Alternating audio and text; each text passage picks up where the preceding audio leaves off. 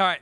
So, bigger picture, to the extent that the Raiders are now exasperated with Antonio Brown to the point where Mike Mayock issues a lengthy statement where it's clear that they want him to, I guess for lack of a better term, shut or get off the pot.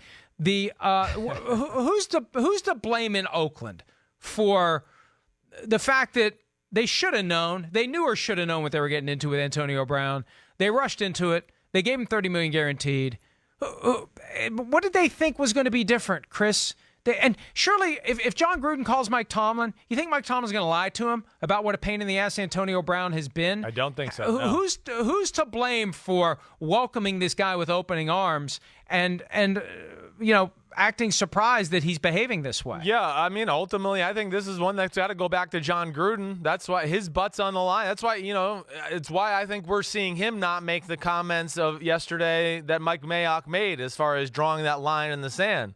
Because he knows he's the reason Antonio Brown is there. He wants Antonio Brown to be his new toy. And he's trying to play, as you said during the show today, he's good cop. So he can continue to be good cop and keep Antonio Brown in good spirits. And, hey, the offense is around you, and I'm designing all these plays for you. And Mike Mayock can be bad cop and certainly say, no, this nonsense has to stop. Even though that's what Jon Gruden's saying as well. But he's going to let Mike Mayock say it and be the bad guy. And at the very least, I just hope this gives everybody a little sympathy to Mike Tomlin in Pittsburgh. That would be my big point here.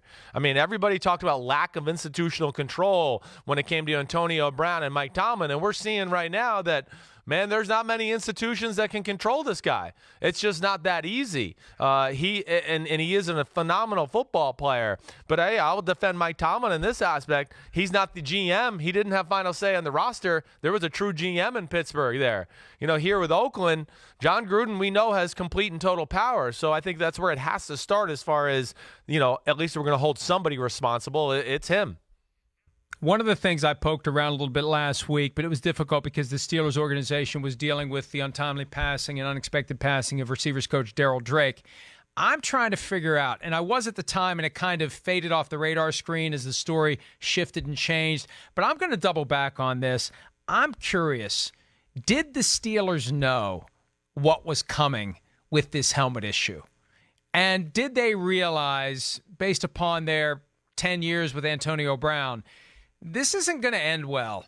And we better just, to the extent that there's a stew of factors that go into a decision like this, I can't help but wonder whether at some level they knew they're avoiding this potential air advantage, shut storm that was we got 1,000 of these punts. Well, did they know it, and did they deliberately say, we want to avoid this, and now they're sitting back saying, hey, the Raiders are dealing with what we were going to have to deal with if we hadn't traded? That's a great question. I mean, it is. I would like to know the answer to that, too. I will say this, just from people I've talked to around the league, I got a good feeling, though, that the Steelers knew before Antonio Brown had his meltdown late in the season, the rift between him and Ben Roethlisberger not showing up, I think they had a good inkling that Antonio Brown was about to stir the pot and that he was afraid that he might not see any more money in Pittsburgh and he was going to force himself out of town.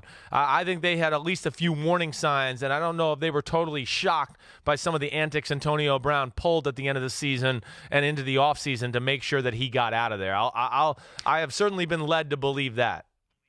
Well, he got what he wanted by way of a contract that carried $30 million fully guaranteed, but he isn't going to get any of it, and he's going to have to pay back the $1 million that he already got in the form of a signing bonus if he doesn't just grab a different helmet and show up for work, unless he's got something else up his sleeve that can work. And that only thing that I can envision is a grievance attacking the NFL's abrupt decision to test the shut air advantage, to eliminate that as an acceptable model that a player can use and not give him a 1-year grace period to move forward in that helmet.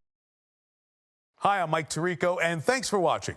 Make sure to hit subscribe for the latest news and highlights from NBC Sports.